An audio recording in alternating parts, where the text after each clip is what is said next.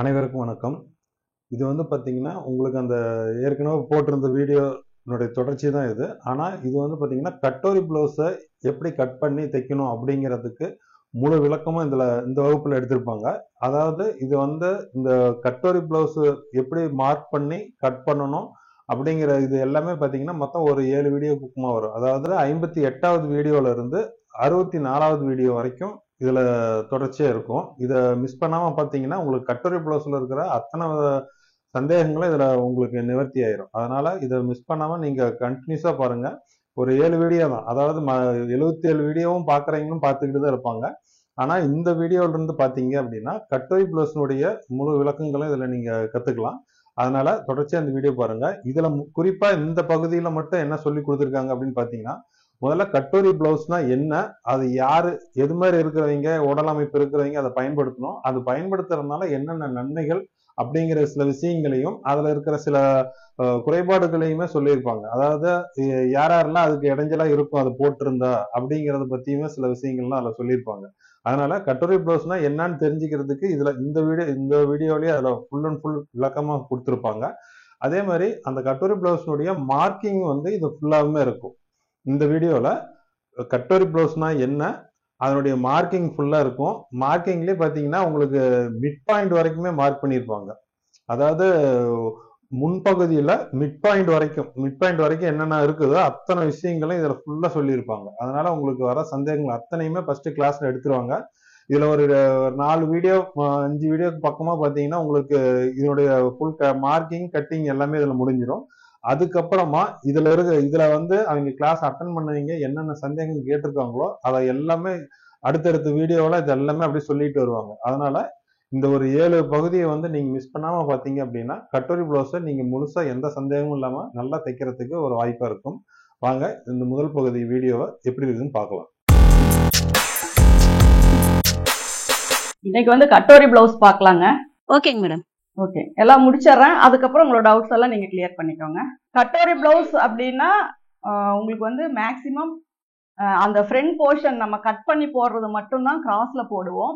Bag ஃப்ரண்ட்ல வந்து ஒரு பார்ட் வந்து ஸ்ட்ரைட்டா வரும், ஒரு சென்டர் அந்த கப் ஷேப்புக்கு வர பார்ட் மட்டும் உங்களுக்கு கிராஸா வரும். சரிங்களா? அந்த மாதிரி வர்றது தான் நம்ம கட்டோரி பிளவுஸ்ன்னு சொல்றோம். இது வந்து மேக்சிமம் ஒரு ஃபிட்டிங்காக தான். ஏன்னா நமக்கு வந்து இந்த ஷோல்டர் சைடு எல்லாம் பாத்தீங்க அப்படின்னா ஒரு சிலருக்கு கிராஸ் கட் பிளவுஸ் போடும்போது இழுத்துட்டு வர்ற மாதிரி இருக்கும். அதுவே ஸ்ட்ரெயிட் கட் பிளவுஸ் போட்டா அவங்களுக்கு வந்து அந்த இடம் ஃபினிஷிங் வந்து நீட்டா வரும். அப்போ உங்களுக்கு கப் ஷேப்பும் ஃபிட்டிங்கா வேணும், ஃப்ரண்ட் போர்ஷன் அதாவது ஷோல்டர் சைடும் பர்ஃபெக்டா வேணும் அப்படின்னு ஒரு சிலர் விரும்பிதான் கட்டோரி பிளவுஸ் போடுறாங்க. அந்த கப் ஷேப் மட்டும் டைட் ஃபிட்டிங்கா கிராஸ் கட்ல இருக்கும். மற்றபடி சைடு ஷோல்டர் சைடு எல்லாம் பாத்தீங்க அப்படின்னா நமக்கு ஸ்ட்ரெயிட் கட்டா இருக்கும்.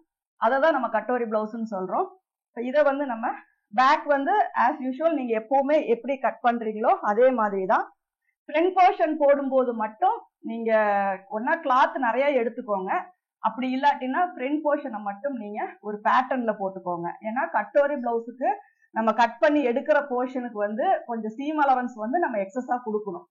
அதனால நீங்க என்ன பண்றீங்க அப்படின்னா ஃப்ரண்ட் போர்ஷன் கட் பண்ணும்போது மட்டும் ஒரு பேப்பர்லயோ அல்லது வேற ஒரு லைனிங் கிளாத்லயோ நீங்க போட்டுட்டு அதை கட் பண்ணிட்டு அதுக்கப்புறம் நான் சொல்ற ப்ரொசீஜர் படி நீங்க கட் பண்ணீங்க அப்படின்னா உங்களுக்கு அந்த ஃப்ரண்ட் போர்ஷனுக்கான இது வந்து கரெக்டா வரும். ஏன்னா எல்லாமே நீங்க வந்து பேட்டர்ன் போடணும்னு இல்லை, ஃப்ரண்ட் போர்ஷனுக்கு மட்டும் நம்ம போட்டா போதும்.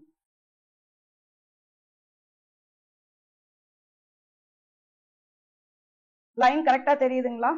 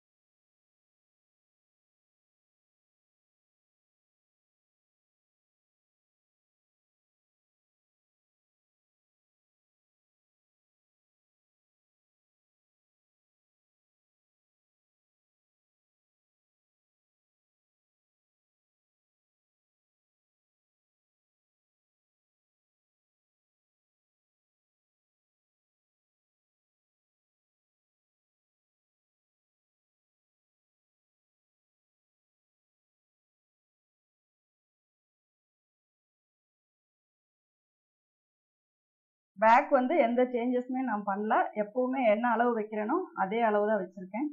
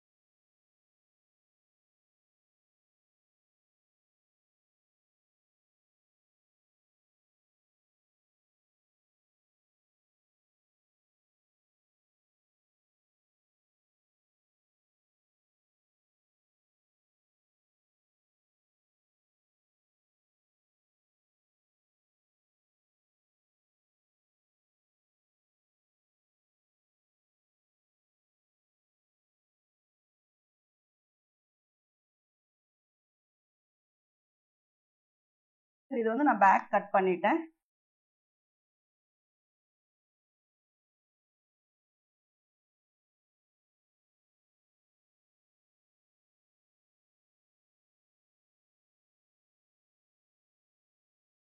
இது வந்து நான் ஸ்ட்ரைட்டா தான் போடுறேன். நம்ம வந்து இந்த கிளாத்தை வந்து பிளேஸ் பண்றதும் ஸ்ட்ரைட்டா தான் பிளேஸ் பண்றோம்.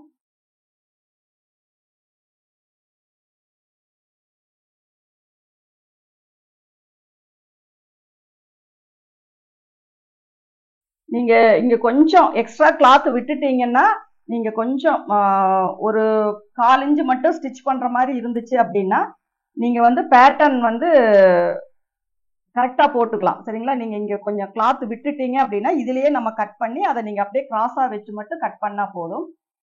துணி எப்படி இருக்கோ அதுக்கு தகுந்த மாதிரி பாத்துக்கோங்க. இல்லாட்டினா நீங்க ஃப்ரண்ட் போர்ஷன் ஃபுல்லாவே வந்து நீங்க பேட்டர்ன்ல போடுங்க. இப்ப நான் போடுறது பாத்தீங்கன்னா இந்த ஒன் சைடு வந்து மெயின் கிளாத்ல வந்துடும்.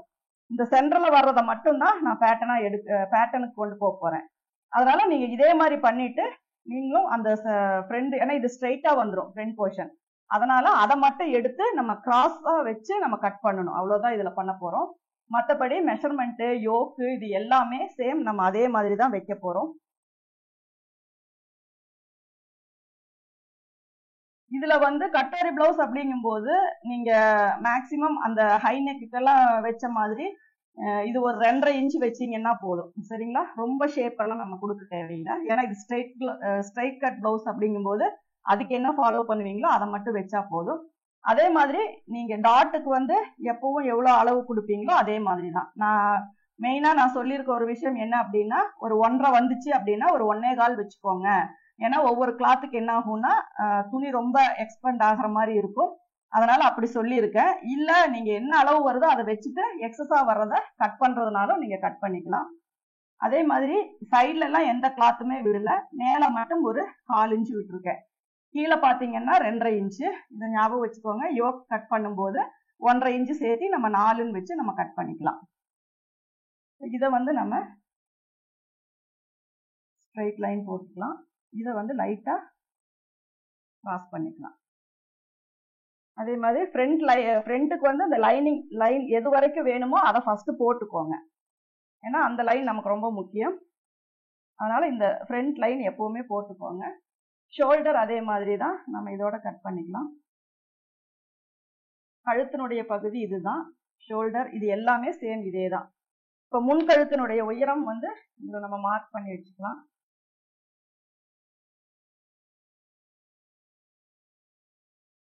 6 இன்ச்சு, 6 + 6 இன்ச்சு நான் மார்க் பண்றேன்.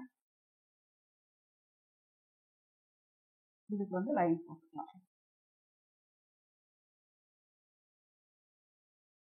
சாதா பிளவுஸ்க்கு நம்ம நார்மலா வர கிராஸ் கட்டுக்கு என்ன பண்ணுவோமோ அதே தான் போட்டிருக்கேன். ஆனா ஒரே ஒரு வித்தியாசம் என்ன அப்படின்னா, கீழே பிளேஸ் பண்ணியிருக்க கிளாத் வந்து நான் ஸ்ட்ரெயிட்டா வச்சிருக்கேன். யோக்கினுடைய உயரம் வந்து நான் 2.5 இன்ச்சு கொடுத்துருக்கேன். சைட்ல பாத்தீங்க அப்படின்னா ஒரு 1/4 இன்ச் வந்து மேல அதிகம் கொடுத்துருக்கேன். ஷோல்டர், ஆர்ம் ஹோல் எல்லாம் அதே மாதிரி தான். ஃப்ரண்ட்டுக்கு வந்து லைன் போட்டுட்டு ஃப்ரண்ட் நெக் மட்டும் மார்க் பண்ணியிருக்கேன். இப்போ வந்து இதை நம்ம கட் பண்ணிக்கலாம்.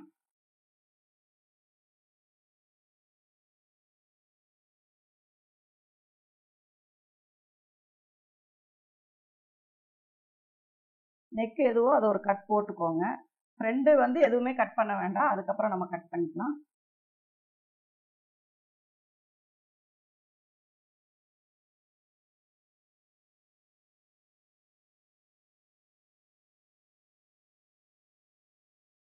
இப்போ ஸ்ட்ரைட் கட்ல நம்ம வந்துட்டு ஆம்ஹோலுக்கு எது வரைக்கும் நமக்கு அளவோ அதை மார்க் பண்ணிக்கோங்க. நெக்குக்கு நம்ம இங்க மார்க் பண்ணியிருக்கோம், ஃப்ரண்ட் நெக்கு நம்ம மார்க் பண்ணியிருக்கோம். இப்போ இதை வந்து நம்ம எடுத்துடலாம். அதே மாதிரி இதுக்கு வந்து ஆம்ஹோல் வந்து நம்ம ரொம்ப டீப்பா போடக்கூடாது, ஏன்னா ஆம்ஹோல் டாட் வந்து நம்ம பிடிக்க மாட்டோம். அதனால சும்மா லைட்டா எப்பவும் போல கிராஸ் கொடுத்துட்டு ரொம்ப கம்மியா கட் பண்ணீங்கன்னா போதும்.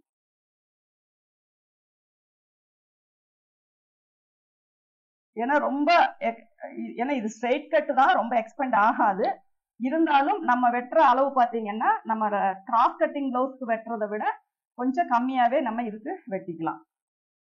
அதே மாதிரி ஃப்ரண்ட் நெக் பாத்தீங்க அப்படின்னா உங்களுக்கு கொஞ்சம் 4 இன்ச் வைடு வேணும்னா வச்சுக்கோங்க, இல்லாட்டி அப்படின்னா இதே அளவு வச்சுக்கலாம். நான் ஒரு 4 இன்ச் மட்டும் வைடு கொடுத்துருக்கேன்.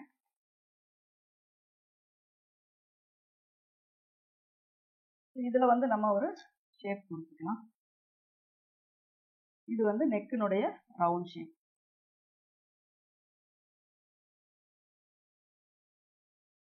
இப்போ நமக்கு மேல ஷோல்டர்ல சீம் அலவன்ஸ் விட்டுருங்க. 9 இன்ச் வந்து நமக்கு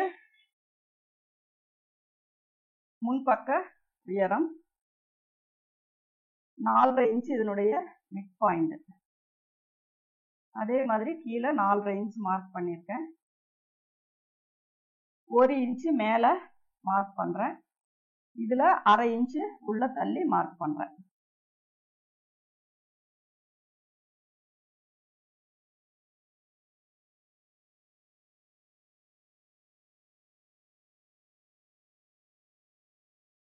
இதுதான் நமக்கு மிட் பாயிண்ட்.